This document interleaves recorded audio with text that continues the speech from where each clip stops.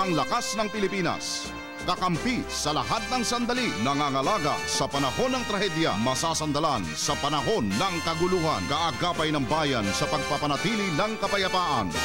Ang inyong Armed Forces, puwersa ng mga kawal Pilipinong hatid ay totoong serbisyo. Ito ang inyong kawal Pilipino. Ito ang inyong Armed Forces.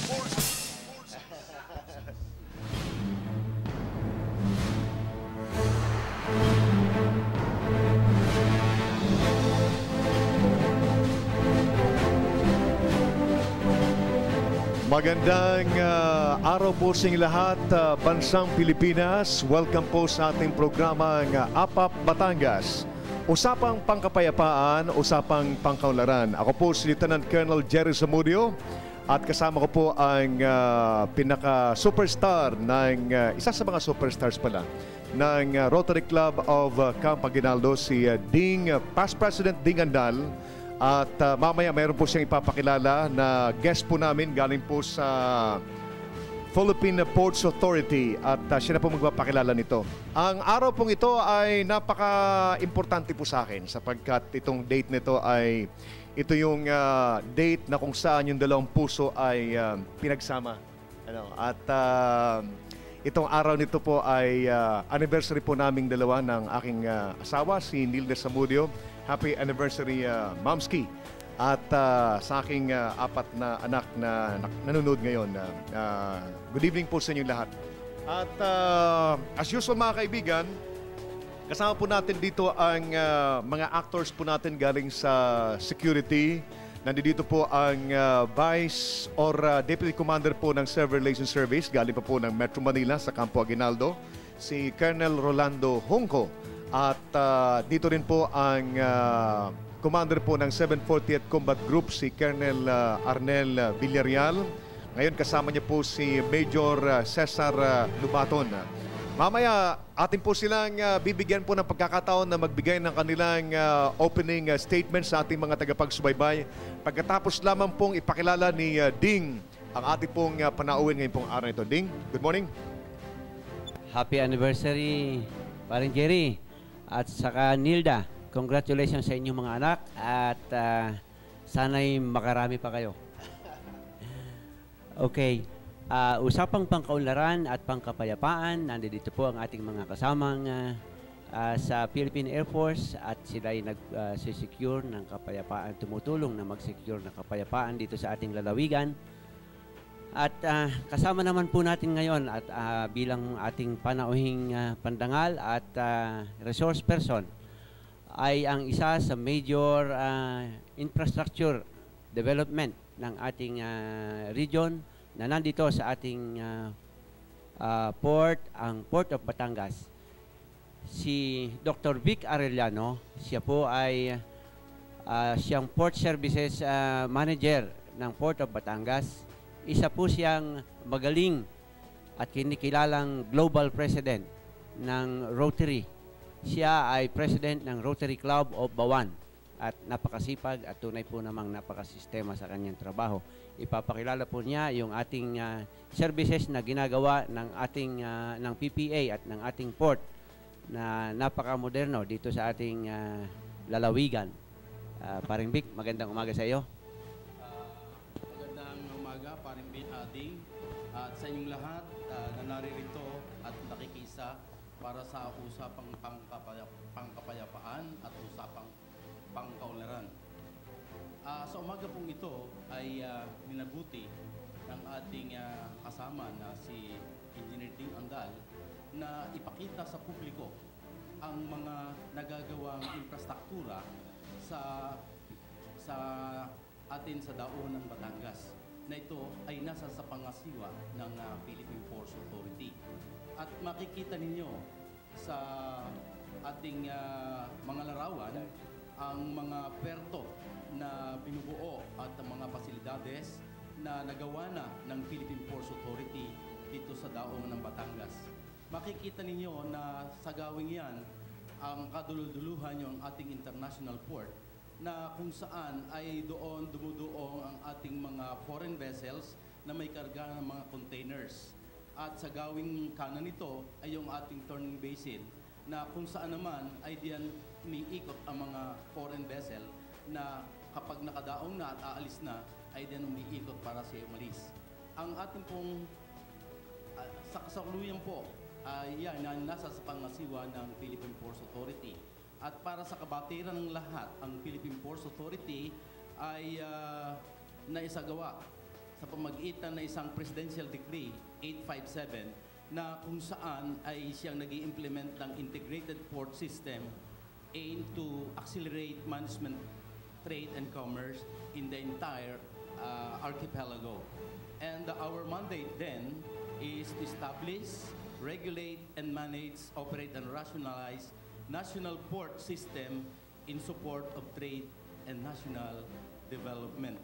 Of course, for having our vision, by 2010, we have to meet international standards in port facilities and services in at least 10 ports by year 2010 in support of national development. At ang daungan po ng Batangas ay isa sa mga puerto na sa kasalukuyan tumutugon sa vision iyan ng Philippine Ports Authority. And of course, it is our mission to commit and provide reliable and responsive services in our ports. And we have to sustain development of our port communities and environment. And take note, we hope to achieve this entity as a model corporate agency of the government. Okay, thank you very much. Bago po tayo mag-proceed sa briefing po ng ating guest, galing po sa Philippine Ports Authority, ay atin muna pong bigyan ng pagkakataon ng ating mga guests galing po sa Armed Forces of the Philippines na bumati po sa ating mga tagapagsubaybay. Unahin po natin si Colonel Rolando Junco. Sir? Jerry, at sa ating mga taga-subaybay, magandang umaga sa inyong lahat. At Jerry, happy anniversary. Thank you very much, sir. Sa Armed Forces po, ito isang magandang umaga upang i-share sa inyo ang mga panibagong alituntunin, panibagong magpapalitan ng ating mga pinuno sa Armed Forces. At sa ngayong umaga po at sa ating mga panauhin dito, ay mapag-uusapan kung paano ma-share ng Armed Forces ang kaunlaran at kapayapaan sa ating sambayanan. Sa muli po, magandang umaga sa inyo lahat. Thank you very much, sir. Si Colonel Arnel Villarreal, sir. Jerry, una sa lahat, happy anniversary sa iyo at sa iyong wife. Magandang umaga po sa lahat ng ating mga nanonood at tagapakinig. Sa umagang ito, nais ko pong iparating sa inyo na tuloy lang po ang serbisyo ng ating mga kasundalunan upang makamit natin ang tunay na kapayapaan sa ating lugar dito sa probinsya ng Batangas. Salamat po. At si Major Cesar Lumaton, pag wala pala si Colonel Villarreal, mayroon ka na ngayong spare tire, sir. Siya yung deputy natin, sir, sa 740. Sige, Cesar. Magandang umaga sa lahat ng tagapakinig, sir, at happy anniversary din po, sir. Thank you, Cesar. Napakagandang umaga na ito dahil kapayapaan at kaunlaran ang pinag-uusapan. At naniniwala ako na hindi magkaroon tayo ng kaunlaran kung wala ang kapayapaan. At iyon ang aming tinutugunan ngayon, sir, ang kapayapaan. Sa muli, magandang umaga sa lahat, sir. Thank you very much. At saka si Meds. Nakalimutan ko nga palang ipakilala si Meds kanina sa opening spiel natin. Meds. Okay lang po yun. Tuloy-tuloy po natin tangkilikin ng Up Batangas. Wala po kaming pandesal sa mesa pero bagong dating po kaloob ni Ginoong Mario Amparo at cheesecake galing kay Mrs. Junco. Salamat po ng marami sa pagsuporta sa amin. Dalawa yung nagpadala sa atin ngayon, si Ka-aapil. Director Maramparo at saka si Ma'am Junco. Yes, sir. Thank you very much, sir. Salamat. Kami po'y nasa Kalapan kahapon tungkol sa BIR Handang Maglingkod program. In-evaluate po yung standards ng BIR para ma-improve yung services sa mga tao.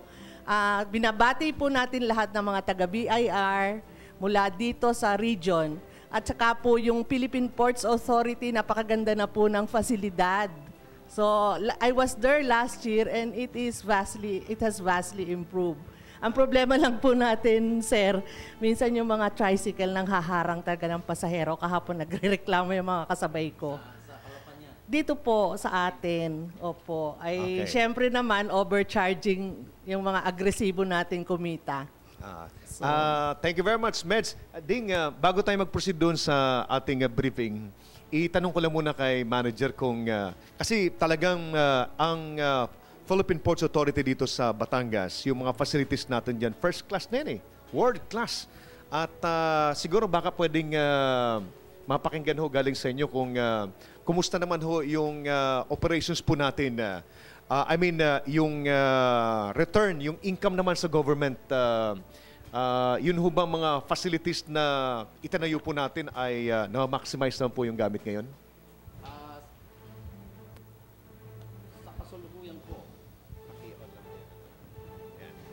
Sa kasalukuyan po, ang ating facilities, both domestic and foreign, ay nakakatulong na sa komunidad. Hindi lamang po sa nasasakupan ng lalawigan ng Batangas, hindi lamang po sa buong rehiyon ng Calabarzon, Mimaropa, kundi sa buong Pilipinas na rin po. Dahil po rito, mapapansin ninyo, ang mga facilities na dinaraungan ng mga RoRo vessels na papuntang through the Strong Republic Nautical Highway, na kung saan ang Port of Batangas ay jumping port. Doon po nagsisimula, paggaling sa Maynila, ang Port of Batangas ang siyang unang-unang puerto na pinapasukan. Doon po ay makikita natin ang mga barko papuntang Calapan. Pagkatapos ng Calapan, pupunta po yan sa Rojas, then papuntang Katiklan, hanggang sa dumating na po sa Visayas at Mindanao. At sa kasalukuyan po, halos lahat ng ating mga puerto na nasasakupan ng PMO Batangas ay may kanya-kanyang pasilidades. Ano po ba ang mga puerto na nasasakupan at lalawigan ng Port Management Office sa Batangas? Yan po ay ang Province of Batangas, yan po ang Marinduque, na kung saan ang Balanacan, Kawit at Santa Cruz ang mga puertong halos maganda na rin ang ating mga pasilidades, na yan po ang Romblon, at yan po ang Puktoy at saka Romblon at ating Lucena na doon sa Talaw-Talaw, na siya namang sumasakop sa mga puerto na nasasakupan ng buong lalawigan ng Quezon.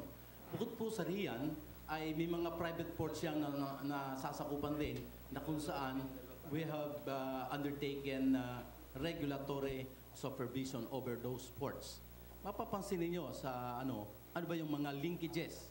Ang linkages po yan, yung domestic linkages as well as international linkages. Diyan po ang ating mga barko doon pumupunta sa kanila, sa sinabi kong mga lugar, sa Palawan, sa Masbate, sa Marinduque, sa Romblon, sa Visayas, sa Mindanao, sa pamamagitan ng Strong Republic Nautical Highways.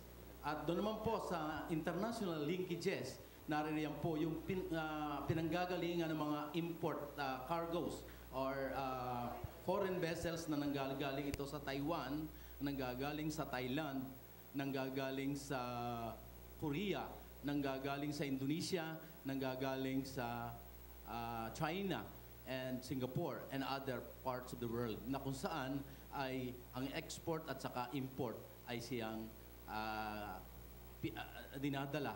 Export cargoes ay siyang pinagsisirbihan ng Port of Batangas.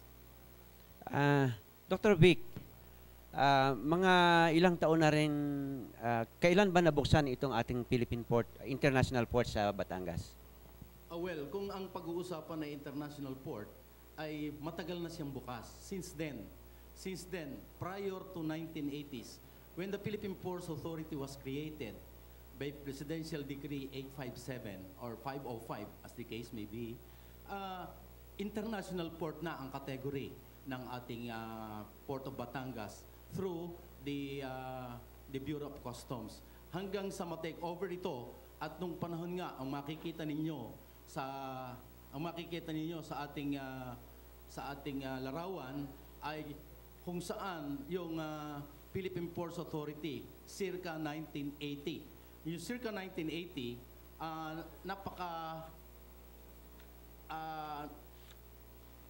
limitado pa ang espasyo ng Philippine Ports Authority. Doon po ay may tatlo lamang pier na kung saan ang mga lumang barko ay dumaraong. At sa ngayon, doon sa background nito, makikita ninyo na because of the development, ito'y aming nagkaroon ng relocation site para lalong mapabuti ang pagde-develop ng ating port. Yung nasa sa likod nito ay mga informal settlers na kung saan 1,347 families were relocated. At yan ay sa dalawang relocation sites. Yung nakalagay naman ngayon, ang Phase 1 facility na kung saan diyan dumuduong ngayon ang fast craft vessels, may siyam na ro-ro ramps at doon sa gawing kaliwa nito ay naroon naman ang international port na ang international berths wherein na nakakadaong diyan ang malalaking vessel na may dalang mga kargamentong ang international. Dr. Vic, paano ba nakakatulong ang ating pier dito sa ating lalawigan? Malaki po ang naitutulong ng ating pier sa lalawigan. Unang-una po ang employment. Sa employment po ay napakaraming mga kalalawigan natin ang diyan po nagtatrabaho. Yung pong ating mga negosyante sa ngayon ay dumarami. Nariyan po ang haulers, nariyan ang truckers, nariyan ang nagrarasyon ng mga pagkain sa mga barko, nariyan ang mga vendors, lahat halos ng mga negosyante, shippers, consignees, ginagamit na po ang ating pantalan. Kung saan, yung pong naroon sa Calabarzon, yung mga facilities na narito sa Calabarzon area, yung mga produktong yan ay halos diyan natin ginagamit ang ating pantalan. At export and import products po ay diyan na rin po ginagamit. Kapag dumami po ang trabaho diyan sa pantalan, naturalmente po, unlad ang ating bayan at ang mga tao ay magkakaroon ng kani-kaniyang hanapuhay. Yun bang mga imported nating agricultural products at saka agricultural gaya ng mga meat at saka mga kotse, yung ba'y diyan na dumadaan sa ating Batangas port? Napakarami po. Dalawa po ang pinagdaraungan ng mga imported cars. We call it CBUs, completely built units. Isa po ay mismong dito sa baseport, sa Port of Batangas, sa Santa Clara, Batangas City, at ang isa po naman ay sa Bawan International Port Incorporated na isang ng ICTSI. Diyan po, mga kotse katulad ng Toyota, Mazda, Honda, at iba pa pong mga brand ang dumaraon diyan na halos diyan po dinadala rin sa Southern Luzon region. Mapapansin ninyo ang sa larawan ang araw na kung saan diyan po dumaraong ang mga fast craft vessels.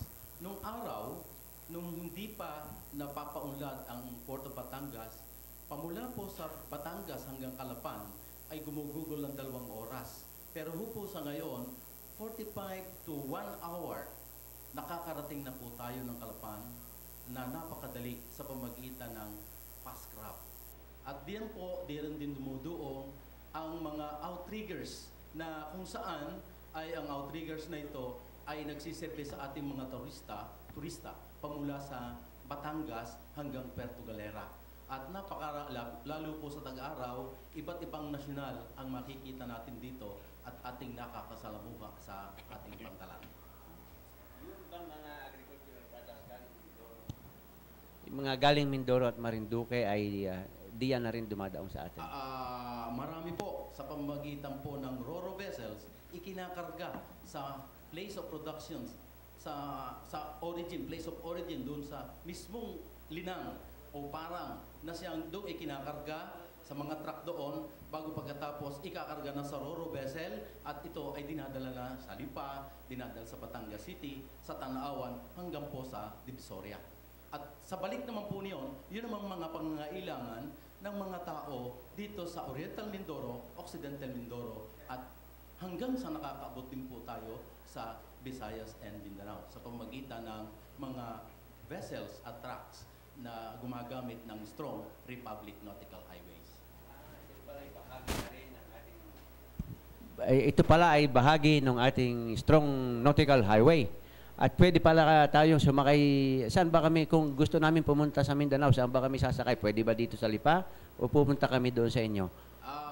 Kung kami ay mag-nautical highway. Maaari pong kayo bumakay na lamang ng sasakyan na buses na makikita ninyo Iloilo. Kung kayo punta sa Iloilo, makikita ninyo na may nakalagay na bus na Iloilo. Kung kayo naman po ay pupunta sa Dapitan, sa Zamboanga, makikita na lang ninyo the Dapitan. And then at the same time, tiyak po yan, titigil yan. Titigil po yan sa dahong ng Batangas, doon sa marshalling area, naroon po ang kanyang paradahan at doon po ay naghihintay sila ng barko kanilang sasakyan punta sa iba't ibang lugar na gusto nilang puntahan. May tanong ko lang kay Director kasi yung port natin dito ay halos pinag-uusapan na rin yan sa Metro Manila at yan ay kilalang-kilala na rin, ano? Pwede bang malaman kung meron kayong figure or kung ilang porsyento ng total na komersyo ang dumadaan dyan sa Port of Batangas, considering yung napaka-modern na natin mga facilities dyan? At tingin ko yung Manila is pwede nang iwanan in terms of facilities, pwedeng iwanan ng Metro Manila eh. One time napunta ko dyan sa pasilidad na yan, sa port ninyo sa Batangas, manager, at nakita ko talaga na first class, world class yung ating port natin ngayon. But in terms of its utilization, sa ngayon, ilang bilyon na ho ba ang dumadaan dyan sa port natin? Ano kayong figure? Napakarami na po. Kung ating titingnan ang talagang figures, we call it port statistics. We call it port statistics. Sa port statistic po ng base port, ayun po ay mismong sa Port of Batangas, makikita po natin sa domestic from the time 2005 up to April 2010, sa domestic ship calls na lamang po ay 25,084 noong 2005, 23,729 noong 2006, 25,626 noong 2007, 26,927 2008, 27,415 2009, at from January to April 2010, 9,460. Sa foreign naman po ay 173 vessel calls, 143 vessel calls noong 2006, 2007, 167 vessel calls, 162 vessel calls, 187 vessel calls. Ang total na po nito sa 2005, 25,257, 23,872, 2006, 25,793, 2008, 27,089, at 27,602 noong 2009. Ito pong mga vessel na ito na dumaong sa base port, sa Port of Batangas, ay may kanya-kanyang kargamento. At ito po ay nahahati rin po ito sa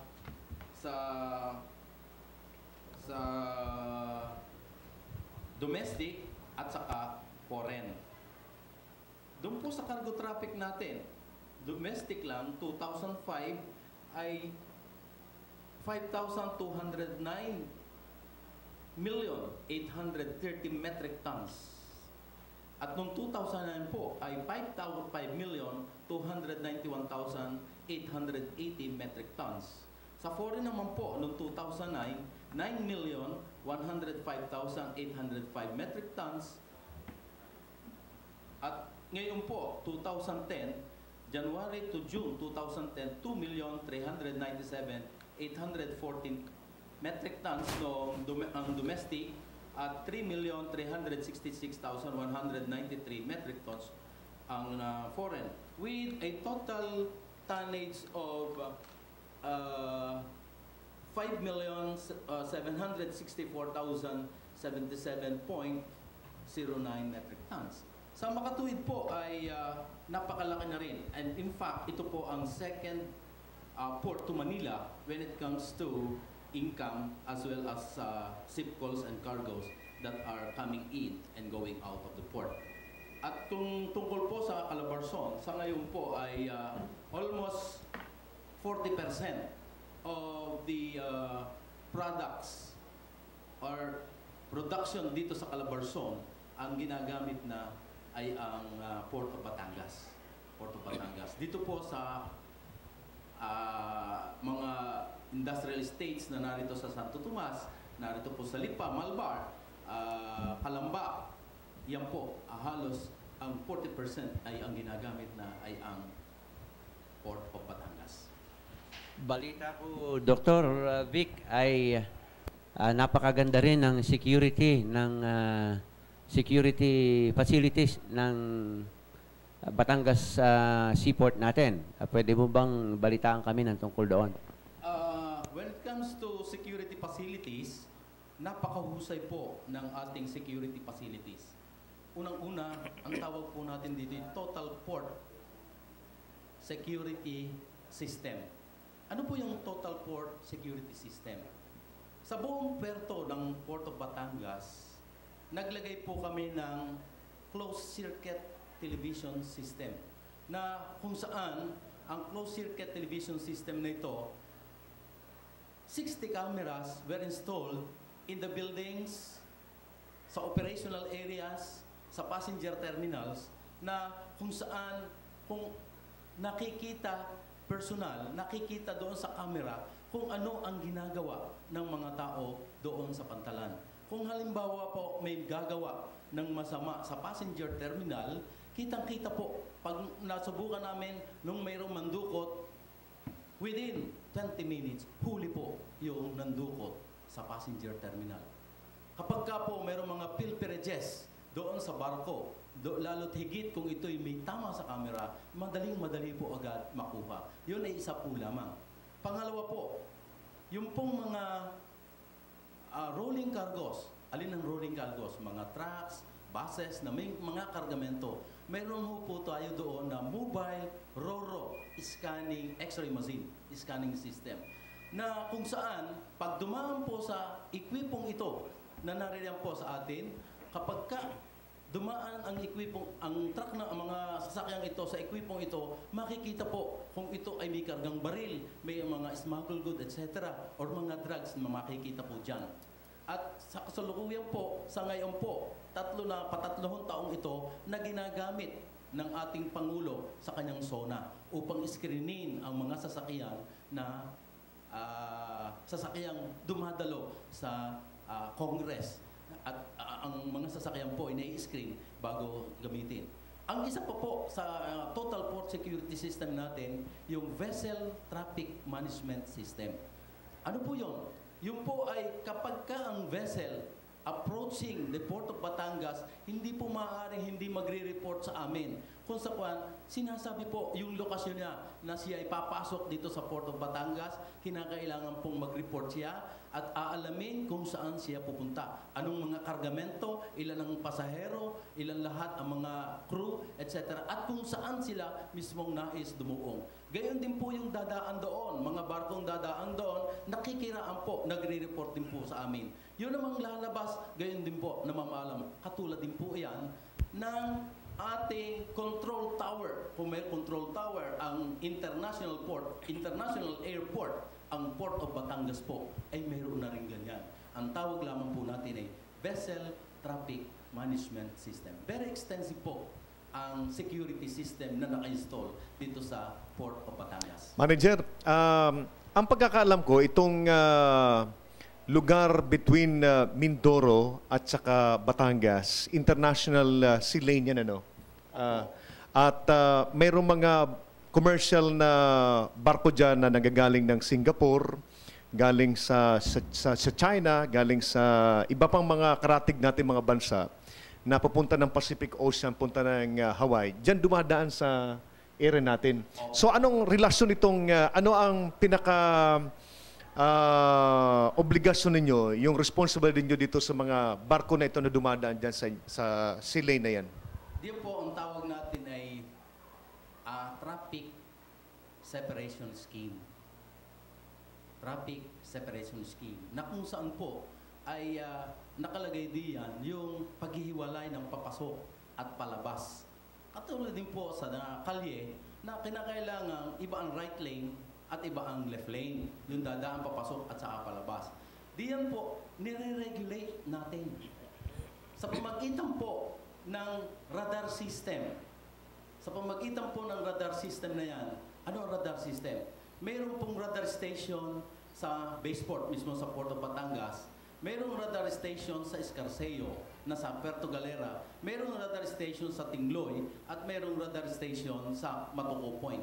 Na kung saan yung mga vessel pong yan, sa pamagitan ng radar station, na-focus po ng radar na ito na pinapasok sa control center. Sa makatwid, sa pamagitan ng radar na yan, nasusubaybayan yung pagpasok ng mga vessel na yan.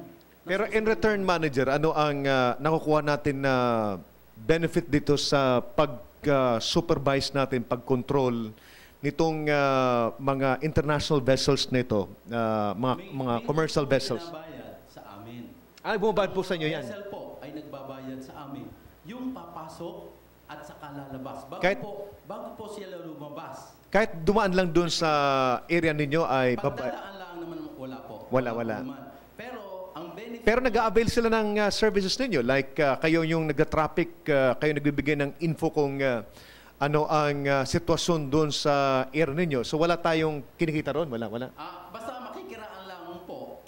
Ang parang social service na lang namin doon. Basta makiraan lang siya, susubaybayan siya. Pero pagka ikay dumao, pagka ikay gumamit ng pantalan na nasasakupan ng Batangas, diyan po nagkakaroon ng bayad sa amin. Para Okay. social services. Pero tinitingnan rin niyo ba yung potential in the future na pwedeng maging temporaryong stations ito ng mga international vessels na dumadaan dyan sa lugar? Like for example, magkaroon ng problema yung barko nila or kaya gusto nilang magpahinga. Is that part of your future plan to prepare the port for yung future requirements ng mga international vessels natin? Actually, meron ang tawag ho natin diyan, layup areas. In our area, ang layup area po kapag masama ang panahon, yung pong Puerto Galera. Dahil sa ganda ng cove in shape po yun, at talagang secured ang mga barko, basta masama ho ang panahon, automatic ho ang Puerto Galera ang pinupuntahan ng ating mga sasakyang pandagat. At diyan po naman, katulad po nangyayari sa Princess of the Stars. Nung panahon yun, kaisa-isa lang barko ang talagang tuloy-tuloy, despite of the fact na nabigyan ng warning ng vessel traffic management system, siya po'y tuloy-tuloy hanggang ang ibang barko tumigil na sa Puerto Galera. Pero tuloy-tuloy pa rin siya hanggang sa siya inabot ng malakas na bagyo sa Romblon. Kaya yun po, isa. At ang aking pong hepe noon ay nagkaroon ng personal appearance sa NDC, National Disaster Coordinating Council, NDCC. At doon ipinilawanag niya na talagang medyo may pagkukulang din ang kapitan ng barko sa lugar na yun. Ano po bang ahensya ang nagre-regulate ng pagdami o ng dami ng pasahero ng mga barko? Tatlo po ang major agencies na may kinalaman diyan sa maritime. Major agencies po. Sa domestic, ang Philippine Ports Authority na siyang nangangasiwa sa Daungan, Port Administration. Sa registration naman po ng barko, yung franchising, naroon po ang Marina, na kung saan siya nagbibigay ng Certificate of Public Convenience, Provisional Authority at Permit, na kung saan nire-regulate din niya kung ilang pasahero ang dapat maisakay sa barko at kung ilang kargamento. Kapag ka naman po ito ay nagyayaot na within the harbors of the Port of Batangas, lalabas na rin siya. Yan po naman ay ang Philippine Coast Guard. Sa makatwid po, napakalakas po ng coordination ng tatlong ahensyang ito para din sa mga bagay na yan. Ang sa Coast Guard po ay safety of life and property. Sa Marina naman ay franchising at sa Philippine Ports Authority ay port administration. Okay, sa security naman, Ding, sapagkat yung Batangas ay under po ng 748 Combat Group at nandito naman po yung commander po ng 748 Combat Group, si Colonel Villarreal. Sir, pwede bang bigyan nyo kami ng kaunting informasyon kung mayroong mga instruction galing sa taas regarding sa pag-secure nitong very important resources ng ating pamahalaan, itong Batangas Port. Meron ho ba tayong mga activities or effort to secure the area? Yes, kasi ang Batangas Port ay nakapaloob yan dito sa area natin, area of responsibility na sinasabi natin. Actually, hindi lang yung Batangas Port, kundi lahat ng industrial dito sa Batangas. Last time nga, nabanggit natin tungkol sa BISA, yung Batangas Industrial Security Alliance. Member po ang 740th dyan para magpalaganap ng kapayapaan. Tayo po ay, kung ang pag-uusapan ay tungkol sa kapayapaan, sa insurgency, tayo po ang pangunahing responsable dyan. Kung tungkol naman po sa kriminalidad, ay ang atin pong kapulisan ang nangunguna dyan. Support lang po ang ating AFP. Pero wala tayo, sir, na mga intelligence report na attempt para yung area or yung mga facilities na ito ay isabotahe? Wala naman, sir, ano? Sa ngayon, wala. Pero last time, siguro about more than almost a year na. Almost a year na noon ay may nagkaroon kami ng report na inumpisang hukayin yung one of the pipeline na nagko-connect sana, binantayan natin yan, pero it seems na nawala yung plano nila na yun, Okay. Kasama yan sa ginagawa nating seguridad. Ako nga ay natutuwa, sarap pakinggan nung ipinaliwanag ni manager kanina tungkol sa seguridad ng port. Nakita ko na gano'n na pala ka-high-tech yung seguridad dito. Pwede ko po bang ituloy ang sinasabi ko? Gusto ko rin magtanong kay manager. Sige, sir. Kasi kanina po nabanggit ninyo yung mga maitutulong ng port tungkol sa employment ng tao. Ang amin po kasing unit ay ito yung pangunahing responsable sa kapayapaan sa probinsya ng Batangas kung ang pag-uusapan ay insurgency. Yun ho kasing approach natin dito ay multidimensional. Yan po ay bukod doon sa ginagawa natin na yung traditional role as military, ang isa pong tinututukan natin dito ay yung livelihood tsaka yung job ng mga tao sa rural areas. Marami po, tulad ho, example dito sa barangay ng nasasakupan ng San Juan, effective last Friday po ay hinigpitan na po ni Mayor Manalo ang pagpapatupad doon sa pagbabawal sa pag-uuling. Ang nakikita naming concern ng mga kasundaluhan dito, kung paano mabigyan ng trabaho itong mga mag-uuling. Kasi yan lang talaga ang source nila. Last week, nasubukan ko na lumapit sa AGMP, doon sa Human Resource Manager ng AGMP, si Mr. Benji.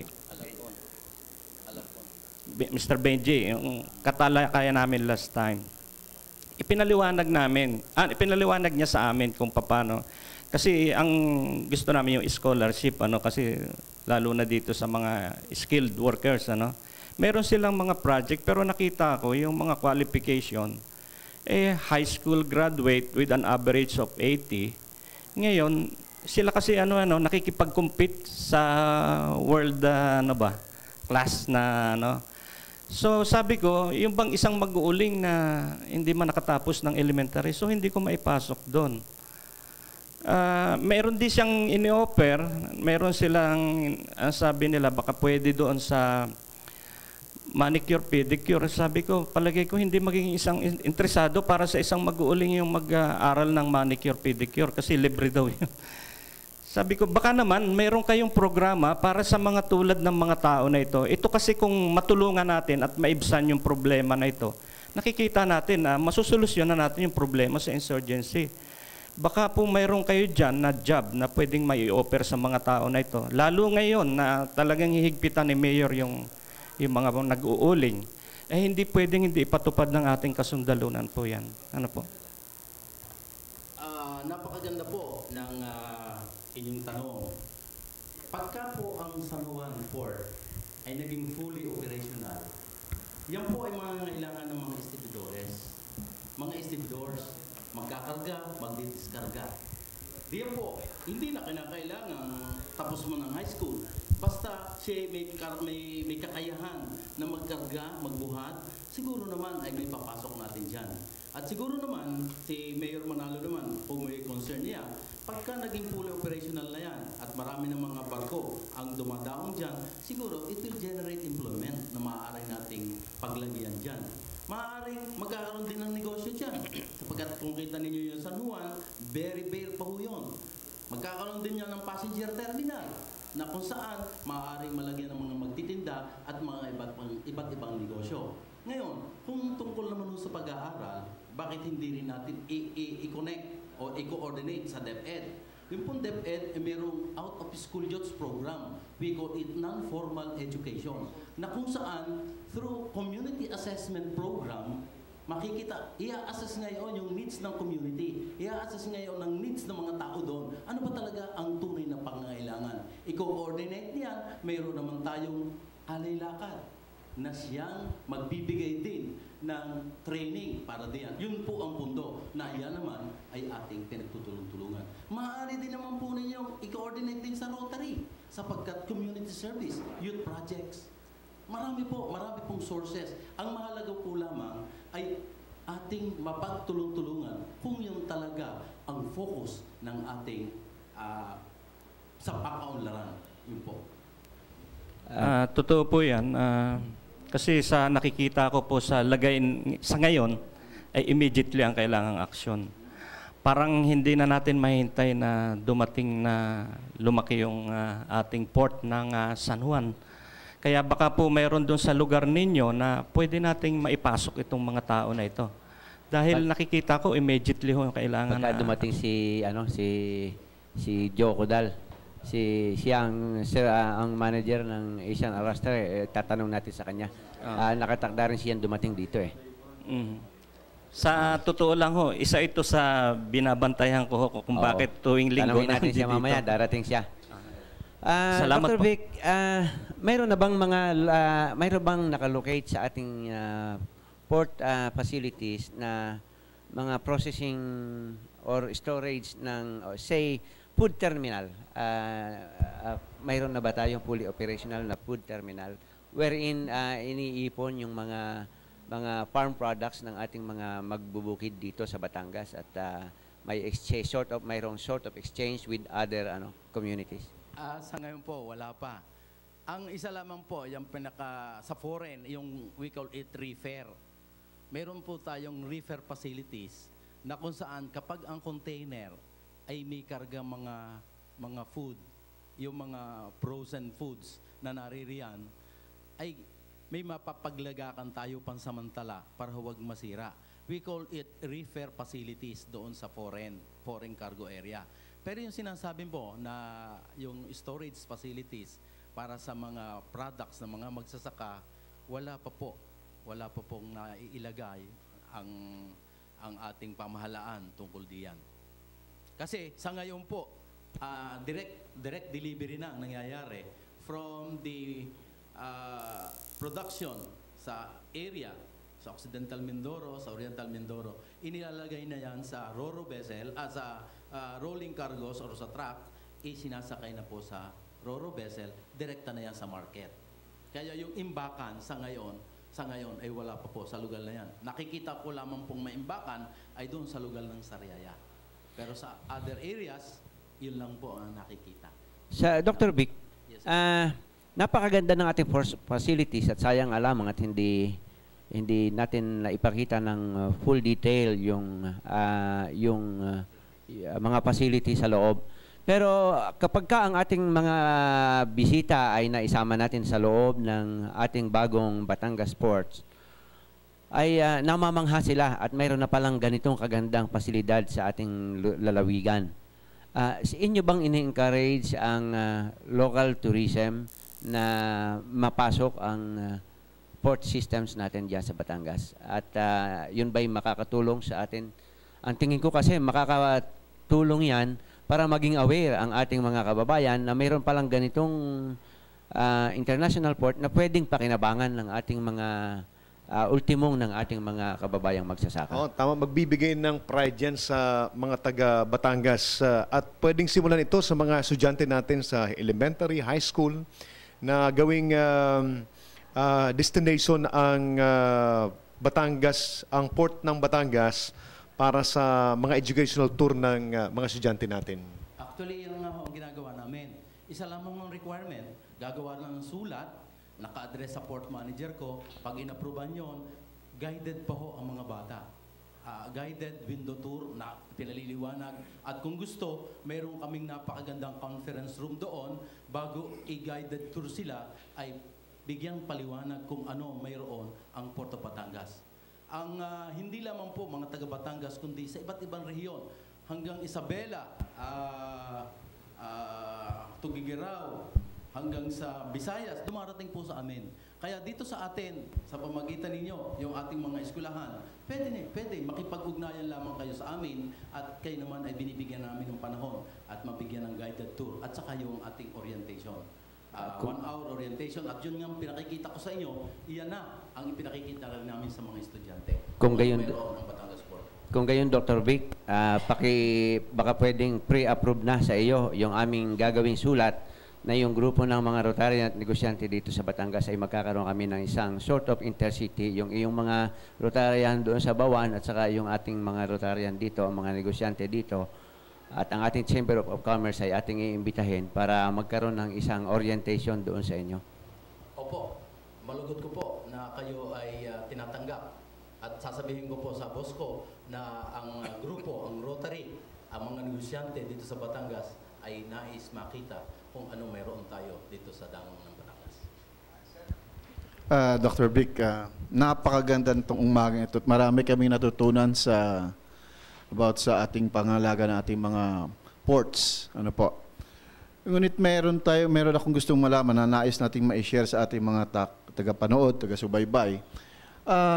Ang malalaki pong kumpanya ay meron din silang tinatawag na corporate social responsibilities. Nais po ko pong malaman kung meron ho ba kayong mga proyekto na naaayon sa tinatawag nating corporate social responsibility na maaaring makatulong sa kapaligiran ng ating mga puerto? Mayroon po. Unang-una dyan, lalo't higit ngayong Maritime Week na kung saan lahat ng maritime agencies, private and public agencies, nagtitipon-tipon kami at gumagawa kami ng proyekto. Taon-taon ho yan. Yung International Coastal Cleanup na kung saan ay naglilinis po ang mga tao diyan sa daungan na nagsasama-sama, nililinis yung lugar, yung Pampang, yung International Coastal Cleanup. Pangalawa po, mayroon din pong ginagawa sa Mabini na kung saan ay nagkakaroon din ng pag-pick up ng mga debris sa loob ng dagat. Ang pangatlo po, kami nagkakaroon ng tree planting doon pa lang lamang sa Pantalan. Ang isa pong iniisip namin proyekto na kung sakasakali na maaring may adapt ng maritime agencies, not only Philippine Ports Authority, but also Coast Guard, Marina, Customs, shipping agencies, yung katulad ng ginagawa sa ibang lugar. Yung pag-adapt ng isang lugar na kung saan ay maktamna ng mangrove na yan po, ginagawa yan sa Davao, ginagawa po sa Puerto Princesa. Siguro po, maghahanap tayo ng isang lugar and then at the same time, that will become the major project of the maritime agencies within the jurisdiction of PMO Batangas. Para pong napakaganda po nun, isa sa mga corporate responsibility. Sa Philippine Ports Authority po naman, ay ang isa sa mga proposition namin in coordination with the academy sa institution sa Batangas State University ay ang aming for professional growth, ang aming mga tao ay aming hinihikayat na pumasok ng masteral or doctorate degree At halos ang BSU nagbigay na po ng mga questionnaires kung sino talaga ang mga interesado. At kapag naalaman ng BSU na marami sa maritime agencies ang interesado na mag-aral, doon na lamang po sa facilities ng Philippine Ports Authority, ang BSU magdadala ng instructor and at the same time, doon po tuturuan. Ang hinihingi lamang po ay 20 to 30 students per course. At yun po, wari ko po dito sa Philippine Air Force, nabalita ako dito sa atin, sa Fernando Air Base, mayroon na rin po na coordination na nagawa ang Philippine Air Force at saka ang Batangas State University, which is also our corporate responsibility. Thank you, sir. Kay Colonel Villarreal, kasi yung 740, baba dito, sir, sa mga barangay, no? At nakikita ko yung oportunidad na meron tayong world-class na port facilities dito sa Batangas. Ang nakikita kong oportunidad dito ay yung mga kabataan natin na sa mga barangay na gusto nating i-develop yung pride nila among them, ano, ay magkaroon ng pagkakataon na ma-tour yung facilities ng Batangas Port. And then para sa ganun, mayroon silang tinitingala. And then in the educational tour siguro ay mayroon ding representative galing po sa Batangas Port Authority na magbibigay ho ng magandang briefing na mag-inspire doon sa mga kabataan natin. Paano natin tinitingnan itong ganitong klase mga oportunidad, sir, sa 748 Combat Group?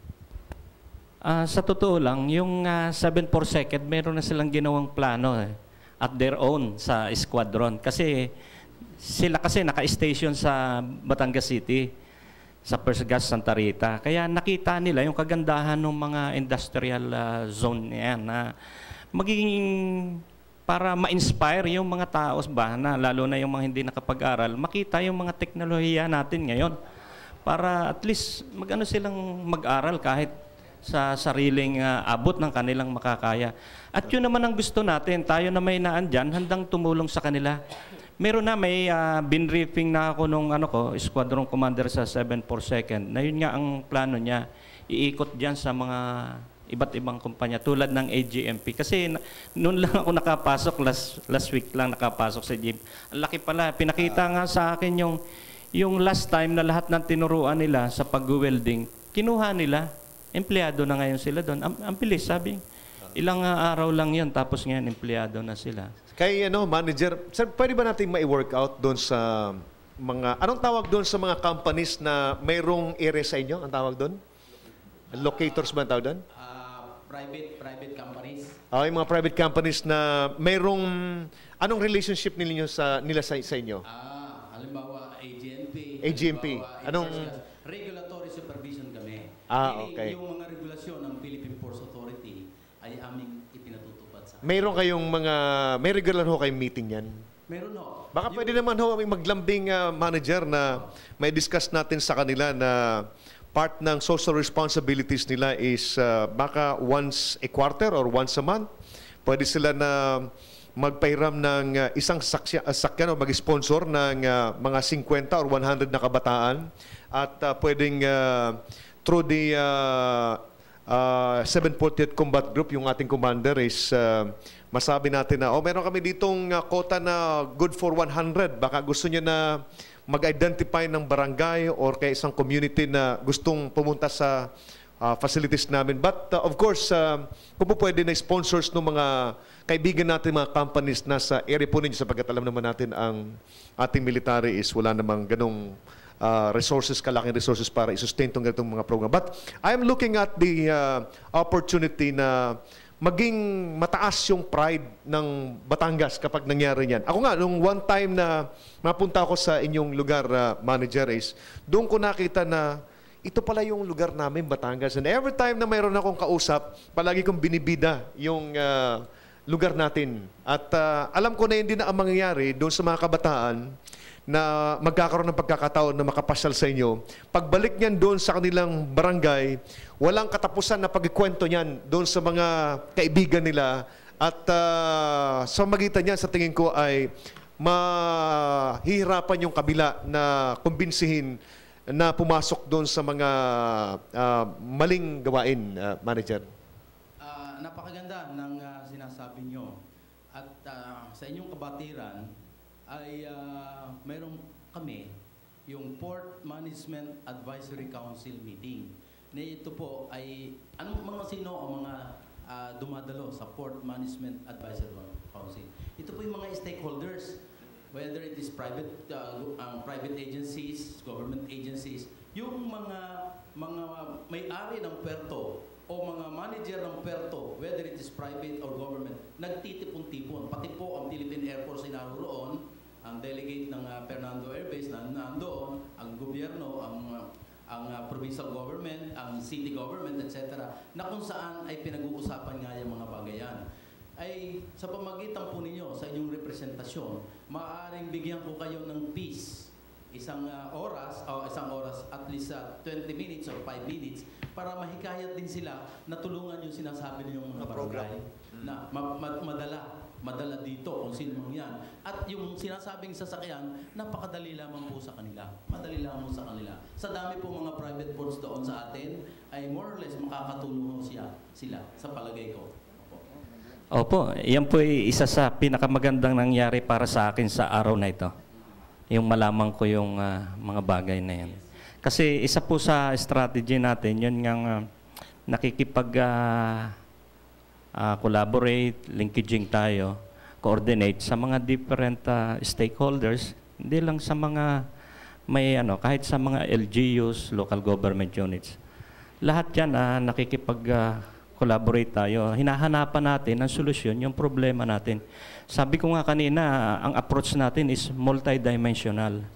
Kaya, at yan naman ang nakikita natin na tuwiran na tamang solusyon, para solusyonan natin ang lubusan yung problema natin sa insurgency. Yun lang po, salamat. Thank you very much, sir. So, ang ganda. Pwede ba natin palakpakan itong dalawang grupo, si Colonel Villarreal at saka yung Batangas Port Authority? Talagang malaki na gagawa nitong ating programa, at nagko-collaborate yung iba't ibang ahensya ng ating pamahalaan. Meron tayo dito mga bisita galing, ito yung mga young entrepreneurs na nagiging regular nating bisita sa ating palatuntunan. Gusto magtanong ni Daryl Joy Moreno. Joy? Yes, good morning. Kay Director Vic, Doktor, ibalik ko lang po dun sa ating security and safety practices. Of course, against natural calamities, we cannot control those. Ang kaya lang natin kontrolin is our force. So, gaano po tayo kahanda and ka-equip pagdating po sa mga ganyang bagay? Katulad po ng nasabi ko kanina, mayroon po tayong sophisticated equipment na naka-install sa area ng Port of Batangas na kung saan yung closed-circuit television system na may 60 cameras kaming naka-install doon na kung sakasakalit mayroong tao na gagawa ng hindi maganda at makakasira sa pamamahala ng daungan, ay madaling-madali niyang makita sapagkat nakapokus yung mga camera sa buildings, sa operational areas, sa mga offices, etc. Doon po nakikita. Then at the same time, meron din po tayong X-ray scanner na kung saan yung baggage system natin, mga baggage ng mga pasahero, ay na-screen. Meron X-ray at saka anong tawag dito? May aso doon na K9 dogs na ginagamit ng Philippine Coast Guard na kung saan bago sumakay ang mga pasahero ay sinisiyasat. Mayroon din tayong X-ray machine para naman sa mga sasakyang mga rolling cargos na kung saan tinitingnan kung may nakalagay na karga sa kanilang truck na illegal na kargamento, karakagad makikita. At yan po ay nasubukan na. So, ang patrol, magkakaugnay po ang Philippine Coast Guard, ang PNP Maritime, ang Bureau of Customs, ang Philippine Ports Authority Police, at kung minsan, pag medyo matindi na ang threat within the port facility, nakukuha rin namin ang Philippine Air Force na kung saan naroon lang naman sa kapitbahay, sa first gas. Madaling-madali po nating mobilize ang mga tao. At yan po'y subok na. Kaunti lamang pong oras, subok na, naroon na sila. At meron din po tayong mga patrol craft. Kung halimbawa mangyayari naman ay doon sa dagat, madaling-madali po namin makuha. Meron Philippine Coast Guard tayong naroon ang kanilang floating assets. Ang Philippine Ports Authority, mayroong PPA patrol na kung saan ginagamit mo ng aming harbor master. Sa palagay ko po, yung kakayahan ng seguridad ay halos sa aming pagtutulong-tulong ay aming may isasapatuparan. May follow-up question lang po si Daryl. Regarding po sa ating mga natural calamities, meron po ba tayo mga specialized rescue team or nakaano po ba tayo sa iba't ibang agency ng government para po sa mga ganyong mga pangyayari? Yung sinasabi niyo yung Disaster Coordinating Council, whether it is local, corporate, or provincial, or regional, in place na po yan, yung contingency plan. Basta mag-extract po, mapapansin ninyo, halimbawa may lubugan, may mga lumubog na barko, may mga insidente, automatic po, kikilos ang Philippine Coast Guard, kikilos ang Philippine Ports Authority, kikilos ang Marina, kikilos ang agency, lahat. At yan po ay nagsasama-sama. Usually, ang ginagawa pong lugar na pinagtitipunan ng mga na biktima ng kalamidad ay sa Philippine Ports Authority. Nasubukan na po yan, lalo't higit nung panahon ni Senator Gordon, na halos naroon kami lahat. Madaling araw pa, naroon na mga to. On the spot ho yan. Coordinated ho yan. Thank you very much. Si April Ann, meron tanong din, another young entrepreneur.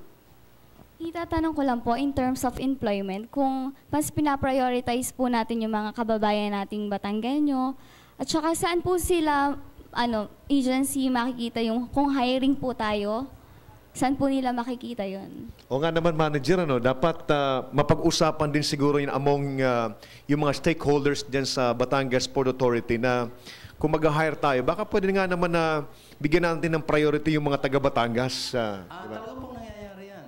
Doon pa man lang sa construction stage. Construction stage, talagang ang priority po ay mga Batanggenyo. Because ang city government at ang provincial government, talagang mandate ho yan na kung maaari kapag ka ang skilled workers or semi-skilled workers ay pwede na dito, mga taga rito na. At sa Philippine Ports Authority, ganyan din po. Ganyan din po naman ang hiring. Usually, kami, pag may mga vacancies, kami po ay nakikipag-ugnay sa mga paaralan at nagkakaroon po ng job fair. Ang Philippine Ports Authority po, ang mga shipping agency po ay dumadalo para lamang mag-screen ng ating mga magtatrabaho sa pantalan. Okay, next to us is Camille Tumesa, isa pong MASCOM student ng Batangas College. Camille, good morning Batangas po, sir. State University. Yes po. Si Good morning, Camille. sir. I heard kanina po na sabi nyo na ini-encourage nyo po yung Batangas State University at Philippine Ports Authority na magkaroon po ng collaboration para po magkaroon po ng graduate programs. Question ko lang po, for our spirit na develop yung Batanggenyo spirit, ini-encourage nyo rin po ba yung mga students na mag-visit sa Batangas Port? Kasi napakalapit lang po niya sa school namin sa Batangas. Yan nga po, marami na rin po, lalo na yung customs Open daw yan, open. Yung Customs Administration po nakapag-visit na. Customs Administration nakapag-visit na. Just in case, if all other courses wish to visit the Port of Batangas, yours truly will be the one to orient you on that particular facility. Kaya na mauna dyan, Camille, yung grupo nyo, yung mga MASCOM students, Yes, i-organize mo na at lapitan nyo si Sir. Ha? Sige po. Yes, Okay, sir. thank you very much, Camille. So, Ding, Okay. So, salamat Dr. Vic sa iyong mga paliwanag. Tunay po na pagka tayo nakapasok sa Philippine Ports, sa Batangas Port na pinamamahalaan ng ating Philippine Ports Authority, mamamangha kayo sa physical outlay at saka lalo na kung mapasok natin yung ang kanilang security room, mga papasok pa lamang nandoon pa lang sa highway. Papunta tatawid pa lang tayo nung flyover. Covered ka na, kita ka na.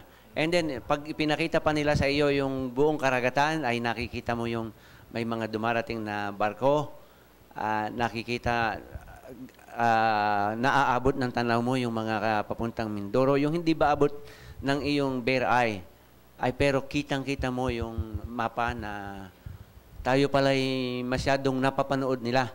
Ganon ka-secure at ganon sila ka-ready. At ang facilities na ito ay dapat na mapakinabangan at ma-enjoy ng ating mga kababayan dito, lalo na dito sa Batangas. Mapapansin natin, makikita natin at mararamdaman natin na tayo pala'y bahagi ng isang napakalaking pangyayari na economic development dito sa ating bansa, na kung saan ito ay daanan ng ating nautical highway na mula pa doon sa Dapitan hanggang dito sa Kamaynilaan o hanggang norte ay dumadaan-daan lamang dito sa atin, na pwede mo palang pasyalan ng buong bansa natin, na sasakay ka lang sa isang bus at makakarating ka na sa ibang isla natin, Luzon, Visayas at Mindanao, na dumadaan dito sa ating pier.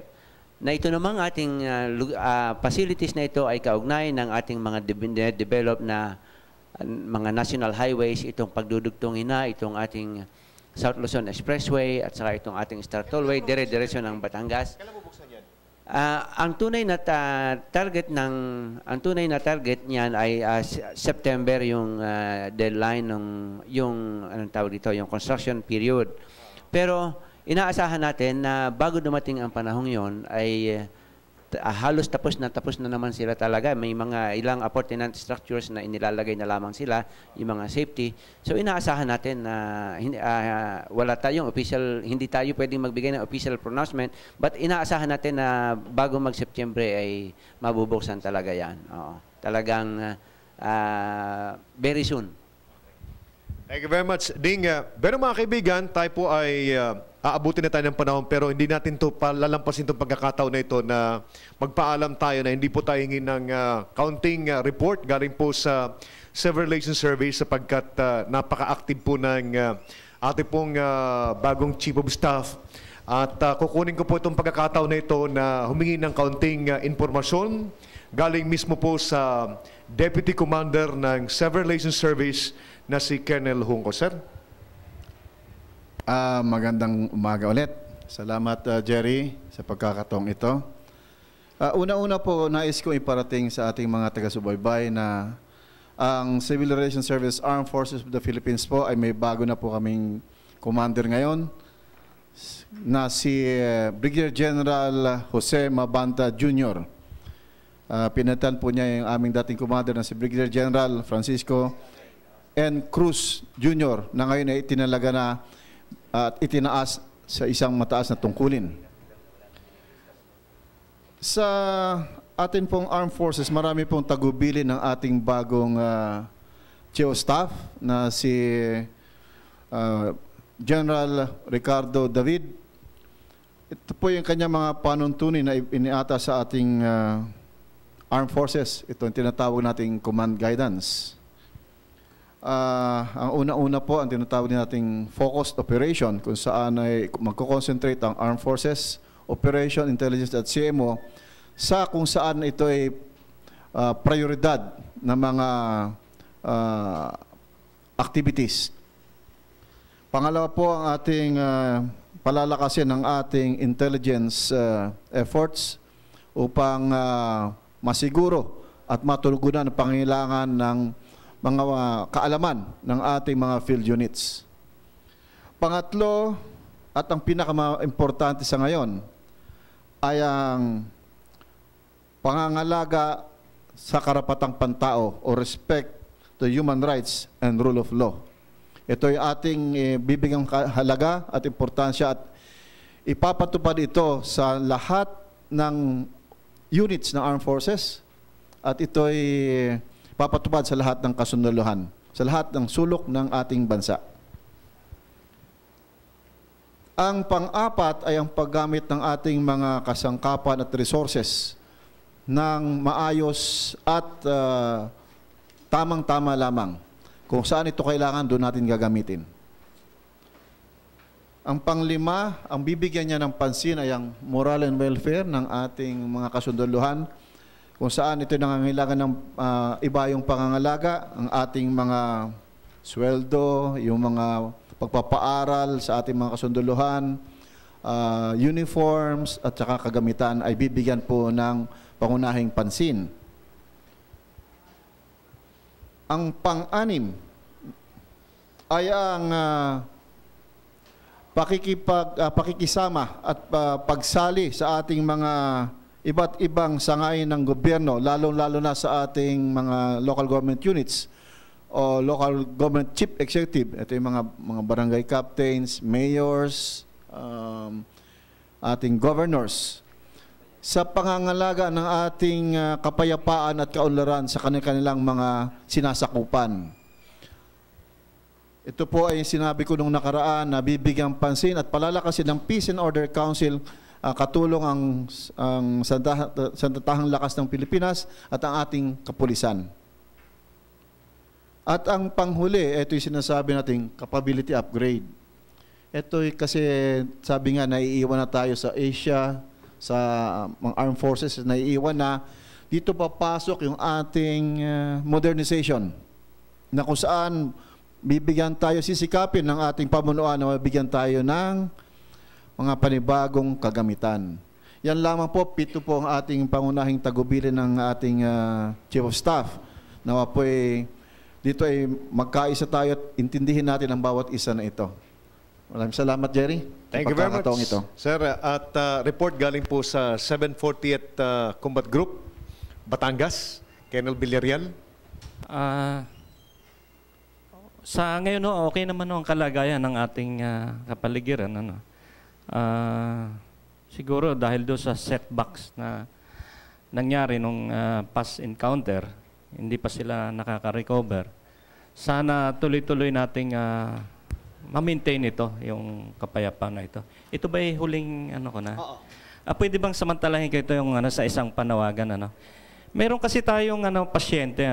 Ang kwento nito kasi, last year, nung nag-conduct tayo ng pre-Air Force anniversary, pre-Air Force activity sa Escribano, may inilapit kasi sa amin na isang pasyente.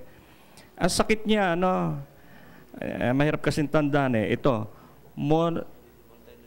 multinodular pongating hardness. Ito po ay nag-umpisa lang sa yung ngipin na binunot.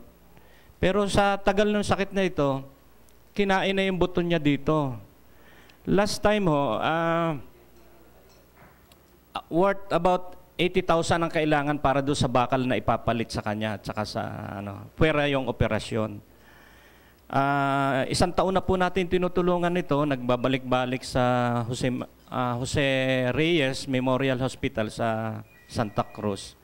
Lately, ito nakita nung doktor sa pag-examine niya, mas lumaki, umabot na dito, hindi lang yung buto rito sa pisngi kailangan palitan, pati na dito sa may ulo. So, ang sabi ng doktor, immediately kailangan maoperahan na ito. Ang kailangan natin, kahit wag na muna lagyan ng bakal, basta maoperahan. So, kulang po kami ng 30,000 pesos. Nakaproduce na ho tayo ng 50,000 pesos sa PCSO. Lumapit din ho kasi tayo sa PCSO. Lamang kulang yung So, kami po kumakatok sa puso ng mga may kakayanan na hindi naman maging maapektuhan ng kanilang kabuhayan kung matulungan natin ang isang kaluluwa na ito. Si Marisa po ay tiga Pulang Bato, San Juan, Batangas. Sana po matulungan sa pamamagitan ng panawagang ito, maisalba natin ang isang kaluluwa na ito. Sana hindi ho maging huli ang lahat para matulungan natin. Kaya po ako nananawagan. Salamat po at maraming salamat sa inyong pakikinig. Okay, at ang deputy ng 740, si Major Cesar Lubaton. Lagi ka nang kasama, Cesar, gusto ko pong samantalahin na ito, sir, para ipabot sa ating mga kababayan. Sana napapanood din tayo ng ating mga taga-barangay dyan, mga kasamahan natin sa parting, yung mga barangay na sa bundok na ng Rosario at saka sa San Juan, nang makita na Manila na napag-uusapan natin ang tungkol sa maganda para sa kanila. Nais kong ipabot sa ating mga manunood na sa tagal-tagal ng aming trabaho sa kabundukan, nakikita namin na ang isang nagiging ugat ng problema ng insursensya ay edukasyon at kahirapan. At pagka-edukasyon ang kahirapan ang pinag-uusapan ay nagkabuhol-buhol na. At mabuti na lang at meron tayong ganitong usaping pangkapayapaan at pangkabuhayan. At ang ating mga kababayan na burden na doon sa kanilang problema at nahahanapan natin ng paraan upang solusyonan. Sa ibang pagkakataon siguro, specific na makapagdala ako ng kung anong mga problema na pwede nating ipanawagan sa atin pang ibang mga kababayan. Muli, magandang umaga at maraming salamat. Thank you very much, Cesar. At si Meds, last na, kaya pwede mo i-acknowledge yung mga sponsors natin. Salamat po ng marami sa nagpadala ng pandesal, ang aming direktor na si Mar Amparo. At salamat po sa ating mga technical staff.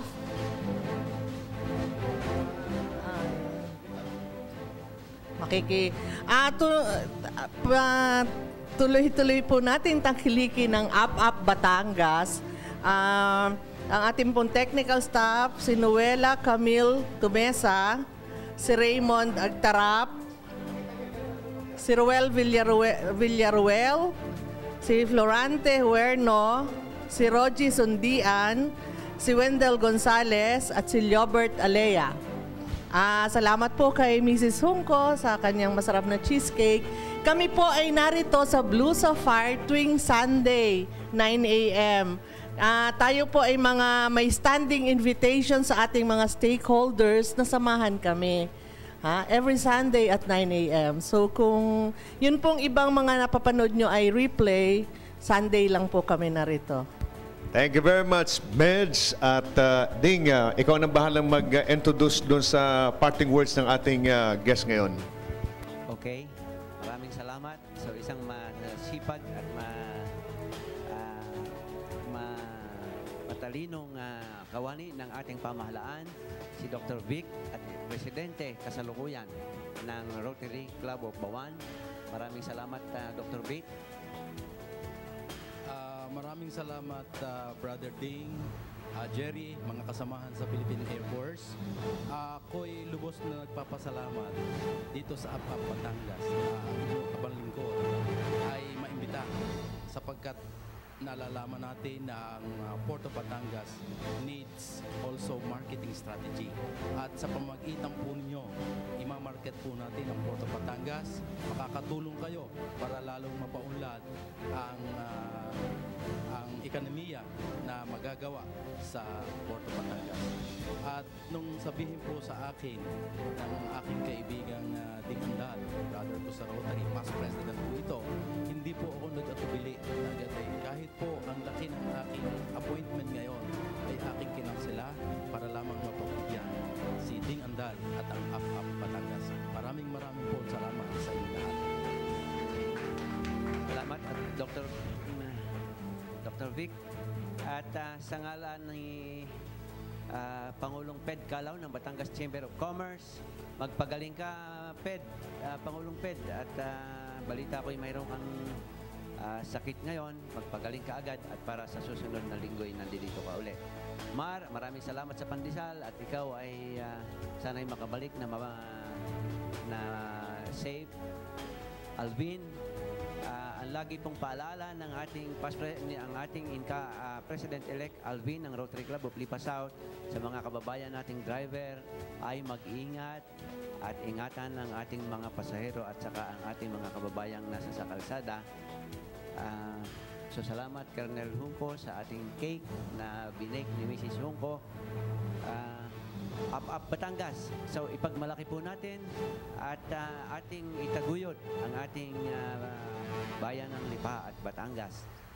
Lagi nating ipagmamalaki sapagkat napakabilis ng pagsulong dito sa atin.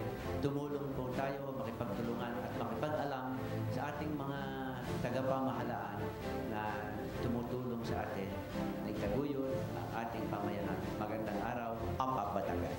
Thank you very much, Ding. Bueno mga kaibigan, tayo po ay inabot na po ng panahon sa ating palatuntunan. Nakasama din po natin si Joy and Ann, mga young entrepreneurs sa Batangas. At kasama po natin sa ating APAP Batangas. Mga kaibigan, ito po si Lieutenant Colonel Jerry Zamudio. Maraming salamat po sa inyong pagsubaybay. Antabayanan po ang programang APAP Batangas sa Cable TV Channel 6 every Sunday from 8 o'clock up to 9 o'clock in the evening. At sa DWWD Armed Forces Radio naman po ay every Friday from, every Sunday 12 to 1 ng hapon. Bueno mga kaibigan, maraming salamat po sa inyong pagsubaybay and happy anniversary sa aking pong magandang asawa, pinakamagandang babae sa balat ng lupa sa aking paningin. Thank you very much.